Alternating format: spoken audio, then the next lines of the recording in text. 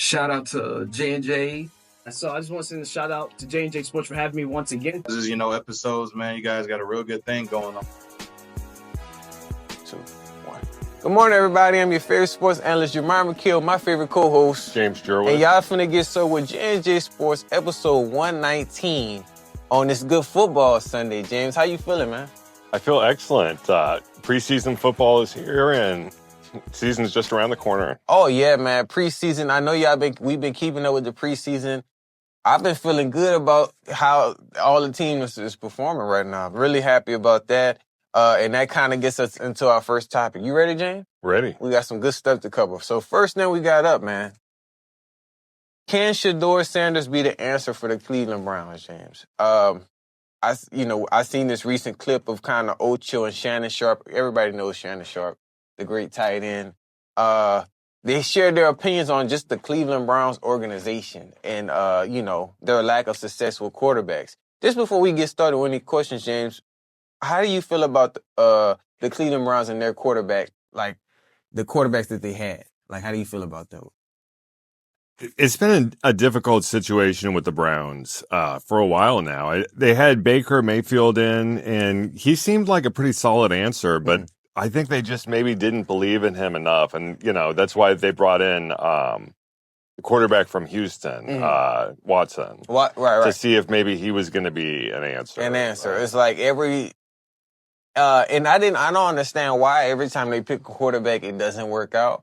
But I think I found some kind of reasoning of why for that. So, just to get us more deep into it, how do you feel about the Browns, and is there any truth to what they're saying? So basically what they're saying, James, is that the owner of the Browns, he has this like negative energy toward quarterbacks.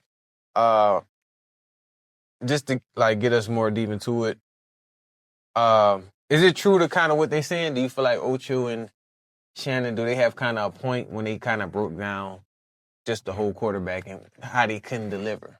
Yeah, it seems like they definitely have difficulty in keeping quarterbacks or choosing quarterbacks that are going to remain there long term. And, Shedeur is definitely,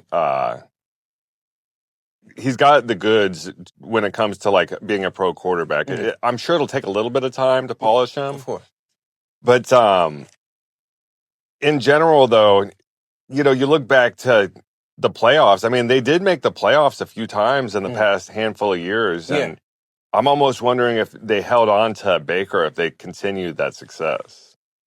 I mean, even if not, they could have still kind of just had him in the pocket, for just in case, you know what I mean? But, yeah, and I feel like they're kind of like us when it comes to that whole quarterback thing. They pick up a lot of older quarterbacks that's kind of already been in the game, like Joe Flacco. He's been in the game. They picked him up. That didn't work.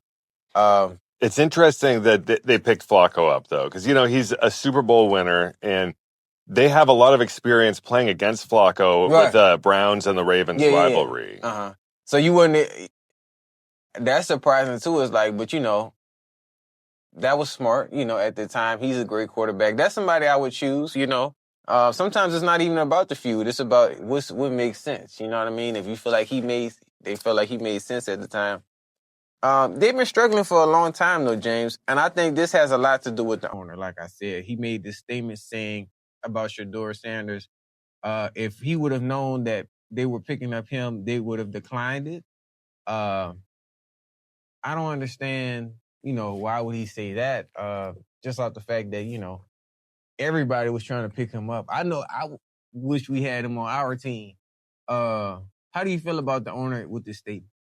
I think the statement is absolutely ridiculous because if you think about it, would we really be chatting about the Cleveland Browns as we are right now if they didn't have Shedeur? Right. I mean, bringing that name in brings in a lot of recognition. Attention, recognition, seat tickets for Cleveland. Like, it's a lot that comes with him. And then if we kind of look at the pregame stats for the game they just played, he had 138 passing yards, 14 of 23 completions, and 2 touchdowns. So he did pretty good for his first professional kind of pregame. I'm assuming that's only a portion of the game though, too, because they probably put in the backups after that. Right. Yeah, they probably didn't have him the full time, but he's playing like this preseason, James. He's looking pretty good. Yeah, if we projected that for an entire game, those are like kind of top tier quarterback numbers. It looks absolutely. I definitely agree. And the main thing that stuck out, Ocho kind of breaking down all the quarterbacks of the Browns and the ones that could not deliver.